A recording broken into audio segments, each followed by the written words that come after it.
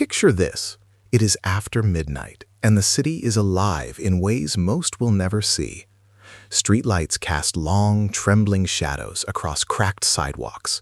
Neon signs flicker and buzz, their reflections rippling in rain-soaked gutters. A gentle breeze carries the distant hum of traffic, punctuated by a sudden shout or a burst of laughter from an alleyway, half hidden from view. This is the world of the whispering shadows, the urban stage where stories unfold, secrets linger, and every corner holds the promise of discovery or danger. The city is never just a backdrop. It is a living, breathing entity, shaped by the people who inhabit it and the histories it conceals. Towering skyscrapers, their glass facades mirroring the city lights, stand in stark contrast to the older brick buildings below. The walls of these buildings are covered in layers of graffiti, a silent conversation stretching across decades. Each tag, each mural, whispers its own story, contributing to a history written not in books, but in spray paint and ink. But the true character of this world reveals itself not in the bright glare of day, but in the subtle interplay of light and shadow after dark. Shadows slip across the pavement, pooling in doorways and stretching along alleyways, blurring the boundaries between what is visible and what is hidden. Here, the seemingly mundane, a half-closed metal shutter, a flickering street lamp, a distant siren, takes on a new and potent significance. The city's architecture becomes a labyrinth of possibilities, narrow passageways, hidden courtyards, and forgotten stairways. Each space becomes a stage for unseen dramas and unsolved mysteries. Take the New York City of the 1970s. Urban decay had shrouded entire neighborhoods in neglect, yet these same streets birthed vibrant subcultures, graffiti artists, breakdancers, and underground poets who transformed the city's shadows into canvases for creativity and rebellion. Or think of Tokyo's Shibuya district, where the collision of old and new architecture creates a kaleidoscope of light and shadow, and where the chaos of the day gives way to a quieter, almost cinematic nocturnal world. The whispering shadows don't just hide things, they invite our curiosity. They challenge us to look closer, to wonder what stories might be concealed behind a dimly lit window or down a silent, empty street. On this urban stage, every shadow is both a veil and an invitation, a reminder that the city's greatest secrets are often found not in the spotlight, but in the quiet, shifting spaces where light and darkness meet. But what about the story that hides nothing because there was never anything to hide? Let us now dive into the heart of a very different kind of mystery, the legend that, in reality, never truly existed. In the study of folklore, this is known as a phantom legend. It is a tale that is widely believed, frequently retold, and often cited as fact, yet when we dig for its origins, we find nothing. No credible source, no documented evidence, and sometimes not even a definitive version of the story. This is the tale that never was, and its power can be just as fascinating as any legend grounded in truth. You might hear a story, perhaps from a friend, about a ghostly hitchhiker who haunts a stretch of highway just outside your town. As the tale goes, drivers pick up a young woman in distress, only for her to vanish from the back seat before they reach her destination. It's always told as if it happened to a cousin's friend or someone in the next town over. But when folklorists try to trace the story back to its source, they hit a wall. There is no first person who ever claimed it happened, no police reports, no names, no dates. The story is everywhere and nowhere at all. This is the very essence of a phantom legend. One of the most famous examples is the Polybius arcade machine. The legend says that in the early 1980s, a mysterious video game cabinet appeared in arcades in Portland, Oregon. Players who tried the game supposedly experienced intense psychological effects, seizures, amnesia, nightmares, and a powerful, haunting addiction. Men in black were said to service the machines, collecting data for some secret government experiment. The story caught fire in the early days of the internet. People claimed they remembered seeing the machine or knew someone who had fallen victim to its strange power. But here is the twist.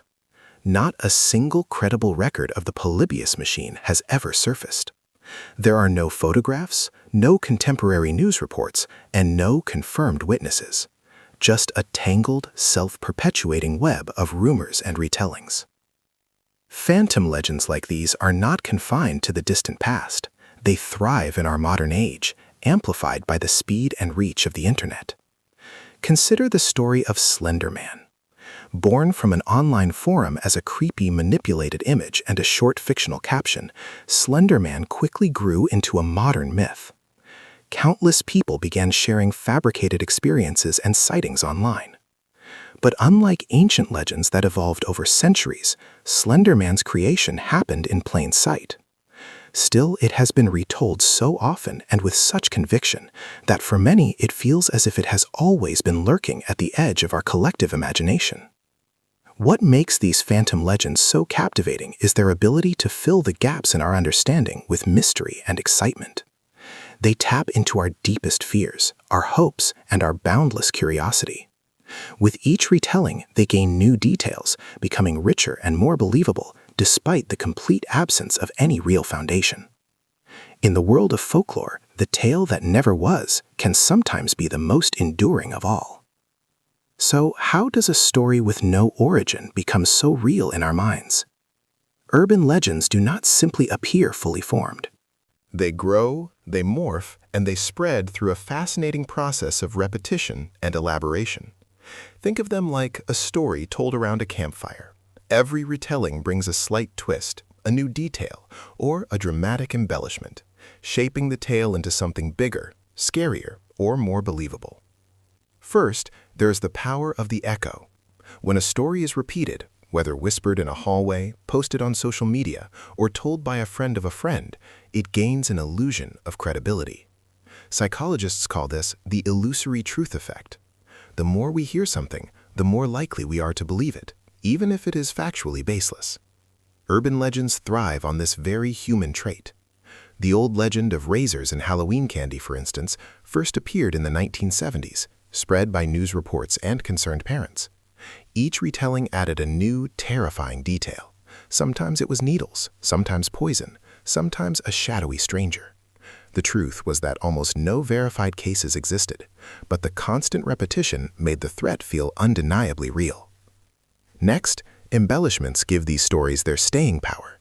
Storytellers add their own flair, a touch of local color, a dash of personal experience, or a dramatic twist. Maybe the haunted hitchhiker now wears a prom dress from a local high school, or leaves behind a scarf that can be traced to a nearby town. These unique details make the story more compelling and harder to dismiss. Take the legend of alligators in the sewer. It began as unsubstantiated newspaper reports in New York City in the 1930s, then grew with every retelling. Suddenly, the alligators were enormous, albino, and thriving in a subterranean world, lurking just below our feet. The story became personal. Cultural context also plays a crucial role. People often adapt the core of a story to reflect local anxieties or moral lessons. In Japan, legends of the Kuchisake Onna, the slit-mouthed woman, echo fears of strangers and changing social norms. In the United States, tales of poison treats or killer clowns tap into deeper worries about trust, safety, and the unknown lurking within our own communities. These stories stick because they address real fears in exaggerated, memorable ways. And now, social media has supercharged this entire process. What once took years to circulate now spreads across the globe in hours. Photos, doctored videos, and urban legend fact sheets bounce from inbox to inbox, forum to forum. Modern legends like Momo or Slender Man gain global traction, morphing with every share, comment, and meme. Ultimately, urban legends take root because they tap into universal human habits. Our love of storytelling, our tendency to repeat what we hear, and our deep-seated urge to make sense of a chaotic world. By echoing familiar fears and embellishing them with vivid details, these stories become anchors in our cultural memory, passed down, dressed up, and believed, even when the facts say otherwise. Phantom legends are born from an absence of proof. But there is another kind of deception, one built not on whispers, but on carefully crafted lies, fabricated evidence. Throughout history, false testimonies and forged artifacts have been conjured to support dubious claims, sway public opinion, or even rewrite history itself. These are not harmless tall tales. They can change the course of events, ruin reputations, and mislead entire generations. Consider the infamous Piltdown Man. In 1912, an amateur archaeologist named Charles Dawson announced a groundbreaking discovery in Sussex, England: fossilized remains that appeared to be the missing link between apes and humans. For decades, textbooks featured Piltdown Man as a cornerstone of human evolution. But in 1953, new scientific analysis revealed the shocking truth. The skull was a masterful forgery, combining the bones of a medieval human and an orangutan, artfully stained to look ancient. This elaborate hoax misled scholars for over 40 years. False testimonies have also shaped public perception and policy. In 1990, as the world debated intervention in the Gulf War, a young Kuwaiti woman known only as Naira testified before the United States Congress. Through tears, she described seeing Iraqi soldiers remove hundreds of babies from incubators, leaving them to die. Her story was broadcast worldwide and helped galvanize support for war. But it was later revealed that Naira was the daughter of the Kuwaiti ambassador, and her testimony was orchestrated by a public relations firm. There was no evidence to support her claims, and an international policy was shaped, in part, by a story that never happened. Artifacts, too, can be created to deceive. In 2002, the James ossuary made headlines. This ancient limestone box, inscribed with the words "James, son of Joseph, brother of Jesus," was hailed as the first physical evidence of Jesus Christ's existence. But experts soon questioned the inscription. After years of analysis, the consensus emerged. While the box itself was ancient, the crucial part of the inscription had been forged in modern times. Today, technology has made creating convincing fake evidence easier than ever. Deepfake videos and AI-generated audio can simulate real people saying or doing things they never did. As these techniques become more sophisticated, separating fact from fiction will require even greater vigilance. From Piltdown Man to deepfakes, the creation of false evidence is a powerful lesson in skepticism. It reminds us how easily our beliefs can be manipulated, and that we must always question the source, the evidence, and the motives behind any extraordinary claim. These deliberate hoaxes prey on our desire to believe. But that desire was planted in us long ago, through stories with a very different purpose. If you look closely, many of the most enduring tales in history are more than just entertainment. They are blueprints for how to live. They are filled with unwritten rules, moral lessons, and subtle warnings that have quietly shaped our sense of right and wrong for millennia. Take Aesop's fables. In The Boy Who Cried Wolf, a shepherd's repeated lies lead to disaster when no one believes him in his moment of real need. The lesson is woven into the very fabric of the narrative. Trust, once lost, is nearly impossible to regain. The story shows us the consequences of dishonesty in a way that a simple command, "Do not lie," never could. Classic fairy tales are packed with similar warnings. Little Red Riding Hood is not just a story about a girl and a wolf. It is a cautionary tale about the dangers of straying from the path and trusting charming strangers. The wolf's cunning represents real-world threats, and Red Riding Hood's fate serves as a stark reminder that choices have consequences. But not all unwritten rules are about avoiding danger. Some stories highlight the virtues we should aspire to. In the parable of the Good Samaritan, a traveler helps a wounded stranger despite their deep cultural differences. The story quietly champions empathy and kindness, showing us that our shared humanity is more important than the divisions between us. Through the Samaritan's simple act of compassion, we learn a profound lesson about our duty to one another. Even modern stories carry these hidden codes. In the Harry Potter series, loyalty, bravery, and standing up for what is right are constant recurring themes. Characters who break rules for selfish reasons often face dire consequences, while those who break them to protect others are celebrated for their moral courage. The unspoken message is clear. Sometimes, right and wrong are more complex than the written rules. These stories also warn us against hubris, the destructive nature of excessive pride. In the Greek myth of Icarus, a young man ignores his father's warning and flies too close to the sun.